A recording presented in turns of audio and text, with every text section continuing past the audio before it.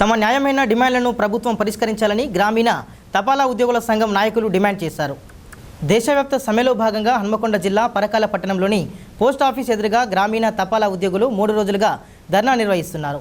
ఈ కార్యక్రమంలో గ్రామీణ తపాలా ఉద్యోగుల సంఘం హన్మకొండ డివిజనల్ సెక్రటరీ బొద్దున వెంకటేశ్వర్లు, తపాలా ఉద్యోగులు పాల్గొన్నారు.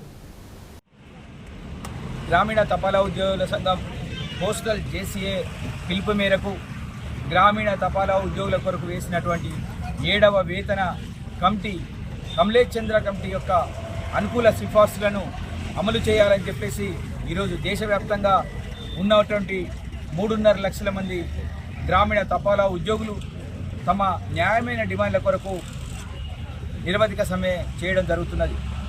ఈ సమ్మె అనివార్యమైంది. ఎందుకంటే కేంద్ర ప్రభుత్వం గత 5 సంవత్సరాలుగా అనేక సార్లు మాకు హామీలు ఇచ్చి మా యొక్క సమ్మె నోటీసులను విరమింపజేసి మీకు తప్పకుండా మీ యొక్క న్యాయమైన కోరికలను నెరవేరుస్తామని ఇచ్చినటువంటి హామీని కుంగలో తొక్కిన దానికి నిరసనగా ఈరోజు దేశవ్యాప్తంగా గ్రామీణ ప్రాంత బ్రాంచ్ పోస్ట్ ఆఫీసులను మూసివేసి గ్రామీణ ప్రాంతాల్లో పనిచేస్తున్నటువంటి యొక్క 3 లక్షల చిల్లర గ్రామీణ తపాలా ఉద్యోగులు నిరవధిక సమ్మె చేయని అనివార్య పరిస్థితి ఏర్పడిపోయింది.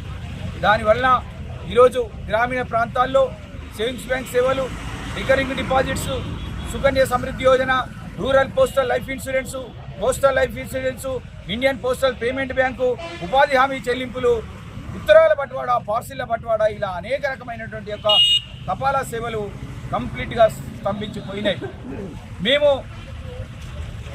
న్యాయంగా అడుగుతున్నది ఏంటంటే మాకు కనీస వేతనాలు కావాలని, కనీస సౌకర్యాలు కావాలని మేము అనేక సంవత్సరాలుగా పోరాడుతున్నాం.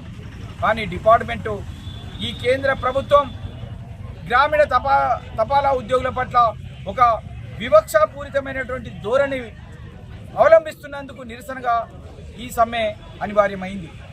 మేము కమిటీలోని మాకు ఏవైతే అనుకూల సిఫార్సులు ఉన్నాయో మాకు మినిమం మాకు మా కుటుంబాలకు మెడికల్ సౌకర్యం కల్పించాలని, మరియు 5 లక్షలు గ్రాట్యుటీ ఇవ్వాలని చెప్పేసి, గ్రూప్ ఇన్సూరెన్స్ 5 లక్షలు ఇవ్వాలని చెప్పి, మేము 180 రోజుల సెలవు దాచుకొని ఎన్కాష్మెంటు మాకు వర్తింపజేయాలని చెప్పేసి, ముఖ్యంగా జూనియర్స్కు సీనియర్స్కు తేడా అనేది లేకుండా మా వేతనాలు ఉన్నాయి.